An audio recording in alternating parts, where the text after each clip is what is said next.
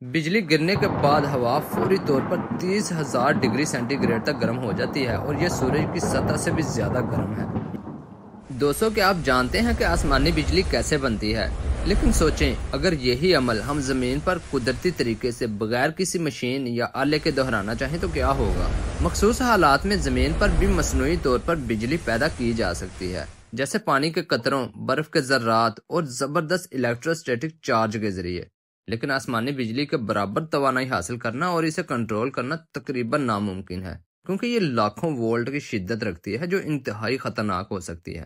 چلو اب جانتے ہیں کہ آسمانی بجلی بنتی کیسے ہے اور یہ حیرت انگیز عمل کیسے کام کرتا ہے۔ جب گرم ہوا اوپر اٹھتی ہے تو یہ ہوا پانی کے بخارات کو لے کر جاتی ہے۔ جب یہ بخارات ٹھنڈے ہوتے ہیں تو وہ پانی کے قطرے یا برف کے ذرات میں تبدیل ہو جاتے ہیں اور بادل بنتے ہیں۔ بادل کے اندر پانی کے قطروں اور برف کے ذرات کے درمیان رگڑ ہوتی ہے اور اس رگڑ کی وجہ سے بادل کے اوپر والے حصے میں مثبت چارج پیدا ہو جاتا ہے، جبکہ نیچے والے حصے میں منفی چارج پیدا ہو جاتا ہے۔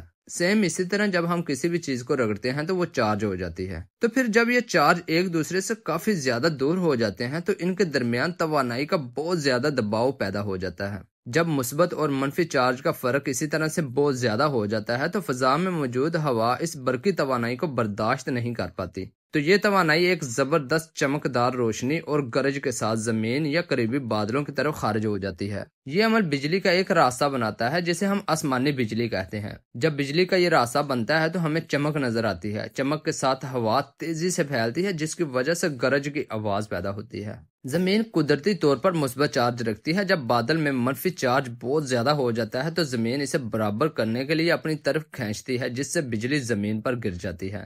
بجلی گرنے کے بعد ہوا فوری طور پر 30,000 ڈگری سینٹی گریڈ تک گرم ہو جاتی ہے اور یہ سورج کی سطح سے بھی زیادہ گرم ہے۔ یہ گرم ہوا ایک زوردار آواز کے ساتھ پھیلتی ہے جسے ہم گرج کے طور پر سنتے ہیں۔ اگر بجلی کسی درخت یا عمارت پر گرے تو شدید نقصان ہوتا ہے۔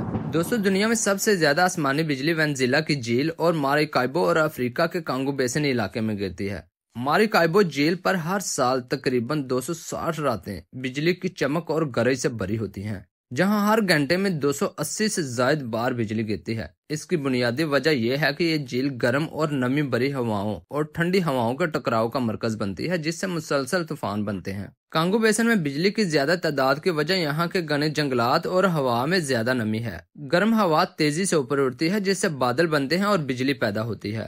یہ علاقہ انٹر ٹراپیکل کنورجنس زون کے قریب ہونے کی وجہ سے بھی طوفانوں کا مرکز بنتا ہے۔ تو دوستو، بجلی سے بچنے کے لیے بہت امپورٹنٹ ہے، اس طرح سے آپ اپنی جان بھی بچا سکتے ہیں۔ اس میں آپ کو کیا کرنا چاہیے؟ بجلی عام طور پر اونچی چیزوں جیسے درخت اور کھمبے کو نشانہ بناتی ہے۔ کھلے میدان یا پہاڑی علاقوں میں گھٹنوں کے بل بیٹھ جائیں اور سر نیچے رکھیں۔ پانی سے دور رہیں۔ نہانا، تیرنا یا کشتی چلانا خطرناک ہے کیونکہ پانی بجلی کو اپنی طرف کھینچتی ہے۔ بجلی کے آلات کو نہ چھوئیں۔ فون، کمپیوٹر یا دیگر الیکٹرانک سامان کو استعمال نہ کریں۔ گھر میں محفوظ رہیں۔ کھڑکیوں، دروازوں اور بجلی کی تاروں سے دور رہیں۔ اگر بجلی چمکنے اور گرجنے کے درمیان 30 سیکنڈ سے کم کا فرق ہو تو فوری طور پر محفوظ جگہ تلاش کریں، کیونکہ یہ بہت ہی خطرناک ہوتا ہے۔ طوفان ختم ہونے کے 30 منٹ بعد ہی باہر نکلیں۔ سائنسدان ان علاقوں میں بجلی کی سرگرمی کو سمجھنے کے لیے خصوصی مطالعہ کرتے ہیں۔ مثال کے طور پر ماریکائبو جھیل پر بجلی کی لہریں 400 کلومیٹر دور تک دیکھی جا سکتی ہیں، جسے قدیم بحری جہاز رات کے وقت راستہ تلاش کرنے کے لیے استعمال کرتے تھے۔ تو دوستو، اب آپ جانتے ہیں کہ آسمانی بجلی کیسے بنتی ہے اور بادل گرجتے اور چمکتے کیوں ہیں۔ اگر آپ کو یہ ویڈیو پسند آئی ہے اور آپ ایسے ہی مزید رازوں سے پردہ اٹھاتے ہوئے ویڈیوز دیکھنا چاہتے ہیں تو آپ چینل کو سبسکرائب کریں اور بیل آئیکن کو دبائیں تاکہ آپ کو ہماری نئی ویڈیوز کی اطلاع ملتی رہے۔ ساتھ ہی اگر آپ کے پاس کوئی سوال ہے تو کمنٹس میں ضرور بتائیں، ہم آپ کی رائے کا انتظار کریں گے۔ شکریہ۔ دوستو، اگر آپ چاند کے معجزے پر ویڈیو دیکھنا چاہتے ہیں تو اس کا لنک ڈسکرپشن میں موجود ہے، آپ وہاں سے جا کر دیکھ سکتے ہیں۔ اپنا خیال رکھیے۔ اللہ حافظ۔